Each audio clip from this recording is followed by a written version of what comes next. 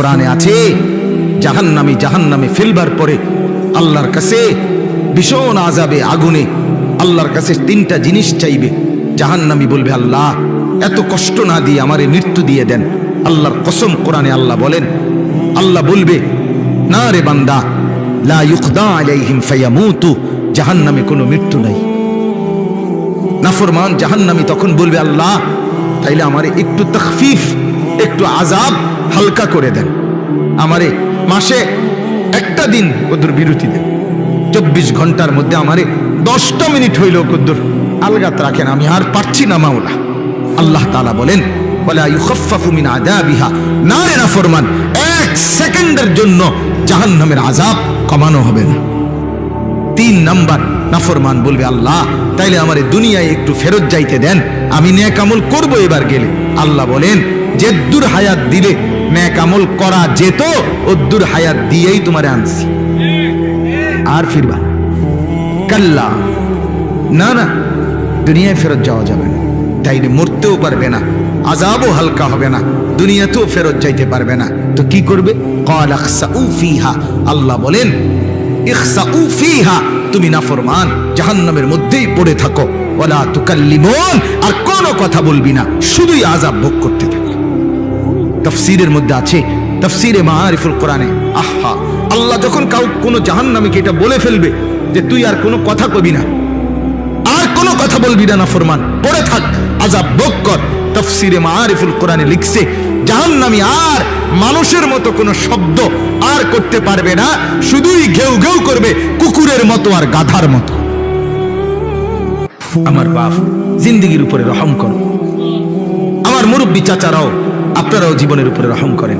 গুনাহ লম্বা করেন না, গুনাহ লম্বা করেন। 60 বছর ধরে টানা বিড়ি খান, এক টানা, কোন দিন বুঝবেন এটা গুনাহ? কত বছর পরে বুঝবেন? 60 বছর হয়ে গেছে, এখনো আপনি বিড়িয়ে খাইতেছেন। আস্তাগফিরুল্লাহ, আহা, আপনার কলজার মধ্যে কোন দিন আসবে এটা গুনাহ? আর কত বছর পরে আপনি বুঝবেন চাচা? হলো 20 বছর ঘরে রঙিন টেলিভিশন চলে, প্রতিদিন নাচ গান, সিনেমা, নাটক, ছেলে মেয়ে, স্ত্রী, সন্তান দেখতেছে। কত বছর পরে বুঝবেন আপনি, আপনার পরিবার যেটা গুনাহ? 30 বছর ধরে টানা ব্যবসা, একই রকম মিথ্যা, ওজনে কম দেওয়া, এরপর অবৈধ উপার্জন, ধোঁকা, প্রতারণা, সুদ, কিস্তি, লোন, এগুলো দিয়েই ব্যবসা করছেন। কত বছর পরে বুঝবেন এটা গুনাহ? এক ইমানদার বাবা গুনাহকে এত লম্বা করে না। মুসলমানের ছেলে বাপ, কতদিন হয় ফজরের নামাজ পড়ো না? বলো তো ভাইয়া, আল্লাহকে সাক্ষী রেখে তোমার চোখ নিচের দিকে নামাইয়া বাপ, তুমি তোমারে বলো, তুমি তোমার বিবেককে বলো না বাপ, আজ কতদিন তুমি মুসলমানের বাচ্চা না? তোমার বাপ মুসলমান, তোমার মা মুসলমান, তোমারে তো মরলে মুসলমানের গোরস্থানে দাফন করবে। তোমার কানে জন্মের পরে আজান দিছিল, নর্তকীর নাচ না। তুমি কতদিন হয় ফজরের নামাজ পড়ো না? কত লক্ষ মুসলমান আছে যে জীবনে বলতেও পারে না যে ফজরের ওয়াক্ত হয় কখন। আছে না এমন ডাকাত? 1-2 তো কোন দিন সে মনে হবে তার? এক মহিলা কতদিন পরে বুঝবে 20 বছর বেপর্দা? কতদিন পরে বুঝবে ওই মা যে এটা গুনাহ? কতদিন? দয়া করে ভাবতে শেখেন। রমজানকে ইমানদারের রমজান বানান। ইমানদারের রমজান কি? ইমানদারের রমজান জিকির, তেলাওয়াত, দোয়া, কান্নাকাটি, আল্লাহর বন্দিগি। নাফরমানের রোজা কি? নাফরমানের রোজা শাড়ি, গহনা, অলংকার, জুতা, প্যান্ট, নতুন শাড়ি, নতুন কাপড়, নতুন গহনা, নতুন জুতা। এই হলো গাফেল, নাফরমান, জাহান্নামের রমজান। হ্যাঁ, সে মনে করে এটার মধ্যে নতুন জামা, নতুন প্যান্ট, কি করবো এটা দিয়া? ঈদের দিন ফিনদু।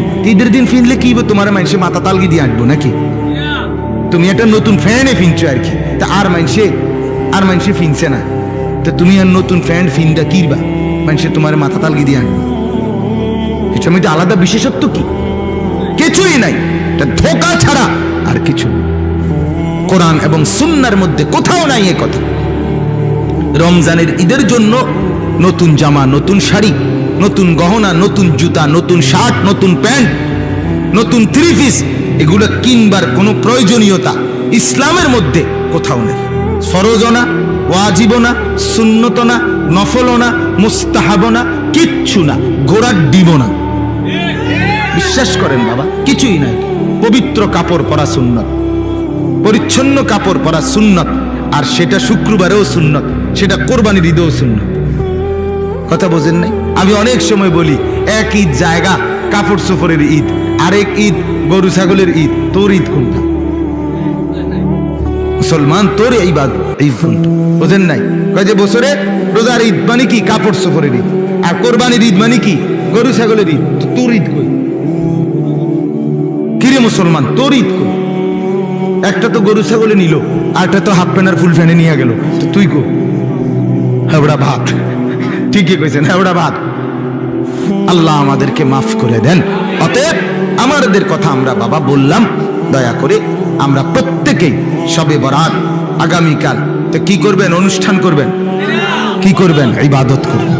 2 নাম্বার হলো মাহে রমজানে গুনাহ মুক্ত জীবন গড়বার ফিকির করবেন। 5 ওয়াক্ত নামাজের ফিকির করবেন। নির্সিদ্ধান্ত নেন, একটা রমজান বছরে মাত্র একটা মাস আল্লাহর ইবাদতের জন্য জিন্দেগি কাটাবেন। আল্লাহর নবী সাল্লাল্লাহু আলাইহি সাল্লাম 2 মাস দোয়া করতেন রমজানের জন্য। বাবা 2 মাস ইমানদার ফিকির করে। ফিকির শুধু রমজান কিভাবে আল্লাহর বন্দেগীতে কাটাবো, এটা হলো মুসলমান ইমানদার আখিরাত প্রত্যাশীর রমজান। আর বাকি নাফরমানের হিসাব হইল নতুন করে রমজানে খরচ বেশি, টাকা বাড়াবে কিভাবে, নতুন করে আরো ধান্দা কিভাবে বাড়াইয়া ওই স্ত্রী সন্তানের কাপড় চোপড়ের জরুরত পূরণ করবে, এই এক ফিকিরে রমজানের মতো শ্রেষ্ঠ নিয়ামত এটাকে নষ্ট করে দেয়। মহিলা বাজারে বাইর হইয়া আল্লাহকে যাওয়ার সময় কি কয় জানেন? আল্লাহরে মহিলা বলে অসভ্য মহিলা, বেপর্দা মহিলা। আল্লাহকে রমজানে বাজারে বাজারে ঘুরে আর আল্লাহকে বলে আপনি নি কইছেন রহমত দিবেন, মাগফিরাত দিবেন, নাজাত দিবেন, আমনে রেডি লইয়া আমনে থান, আমি জুতা কিনতে যাইতেছি।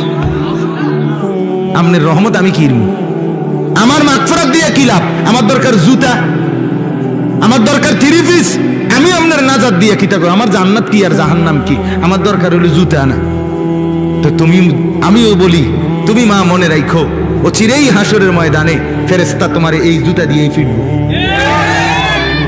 হ্যাঁ দোস্ত, ও চিরেই যে জুতার জন্য আল্লাহর রহমত আর মাগফিরাতকে বিসর্জন দিছো, সেই জুতা দিয়েই ফিরবে তোমার।